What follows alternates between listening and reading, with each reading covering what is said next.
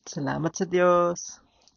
Sapagkat tinanggap na ninyo si Kristo Jesus bilang Panginoon, mamuhay kayo sa paraang karapat-dapat sa Kanya. Magpakatatag kayo at patuloy na lumago sa pagkakilala sa Kanya. Magpakatibay kayo sa pananampalataya ng itinuro sa inyo na at lagi kayong magpapasalamat sa Diyos. At ito ay ating mababasa sa aklat ng mga taga-Kolosas, Kabanata 2, versikulo 6 at 7.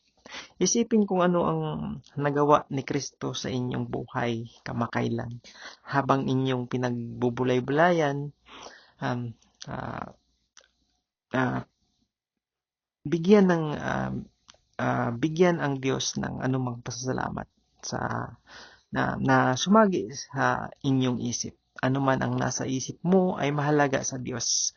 Minsan, maaring marami kang nais sabihin kung minsan naman ay kailangan mo lang umupo sa katahimikan na saan ka man ngayon. Anyayahan mo ang Diyos sa mga um, sandaling ito at ihanda mo ang iyong puso sa panalangin. Maraming salamat mga kapatid ko pa sa pananampalataya. Manatiling magtiwala lang lagi sa Panginoon. Kaya nandyan lang si Lord nakatingin sa atin at ginagabayan tayo. Amen.